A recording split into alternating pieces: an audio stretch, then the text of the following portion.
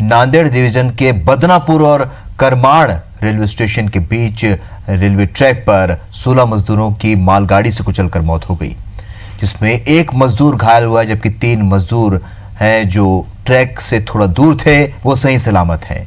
हालांकि इस घटना से वो सदमे में हैं।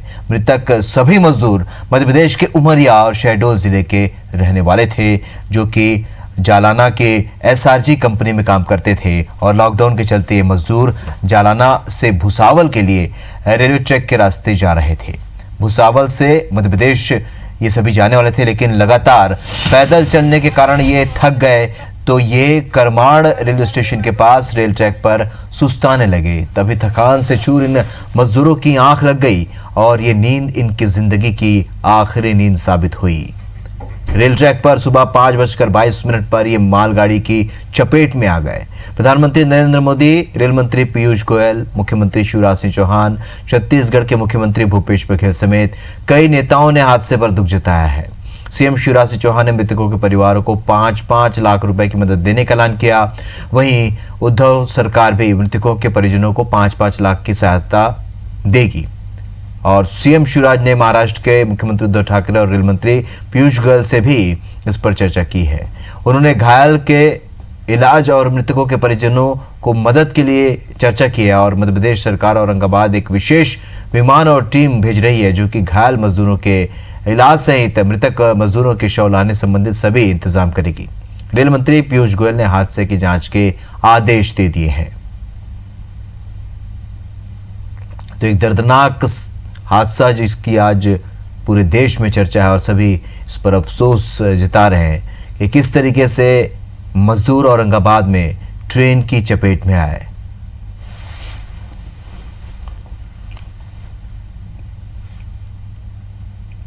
पे सुबह 5:15 बजे बहुत ही अनफॉर्चुनेट तरीके से 16 मजदूरों की डेथ हो गई है। हाँ, ये पैदल जा रहे थे और रेलवे पटरी पे वो थोड़ा रेस्ट करने के लिए लेटे थे, उनको नींद लग गई और ये हादसा हुआ।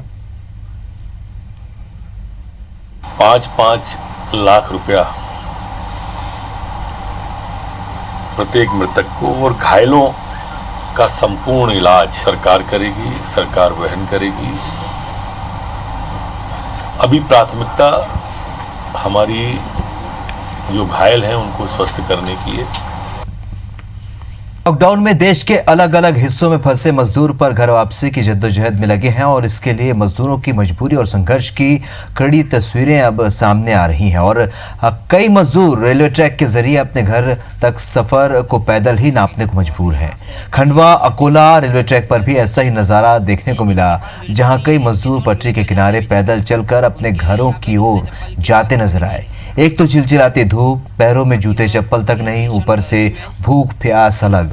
घर वापसी के लिए निकले इन मजदूरों की बेबसी की ये तस्वीरें एक मालगाड़ी के कर्मचारी ने मोबाइल कैमरे में कैद की है, जिसके बाद खंडवा के जामली और बगनार रेलवे स्टेशन पर मजदूरों के खाने पीने की व्यवस्था की गई, साथ ही इन्हें जूते चप्पल खरीद कर दिए गए। इधर खंडवा विधायक देवेंद्र वर्मा ने ऐसी किसी घटना की अनुभवता जाहिर की है। उन्होंने कहा है कि मध्य प्रदेश के मुख्यमंत्री ने मजदूरों के लिए सब व्यवस्था की है, यहाँ पर काम भी मिल रहा है। इधर विधायक देवेंद्र वर्मा अपने शासन की योजनाएं भी गिनाने लगे।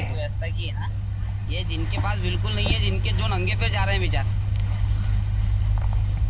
तो मजदूरों की वापसी की ऐसी तस्वीरें देश के कई इलाकों में देखने को मिल रही हैं और सबसे सोचने वाली बात तो यह है कि ये मजदूर बाकायदा रेलवे ट्रैक पर चलकर आते हैं। हमारे सहयोगी सुधीर दंडोतिया इस खबर पर इस वक्त सीधे भोपाल से जुड़ रहे हैं। सुधीर, जिस तरीके से आज ये हादसा पेश आया है और लगातार सरकार के पास इस बात की सूचना भी थी, हमने देश के अलग अलग जगहों की तस्वीरें भी दिखाई, लोग ट्रैक पर रेलवे ट्रैक पर पैदल चलकर आते रहे। क्या इस तरह के खतरे का अंदाजा सरकार को पहले नहीं था, या ऐसा नहीं लगता कि एक तरीके से ये फेलियर है सिस्टम का? और दूसरी ओर अब अनभिज्ञता भी जाहिर कर रहे हैं विधायक और नेता कि उन्हें ये पता ही नहीं है।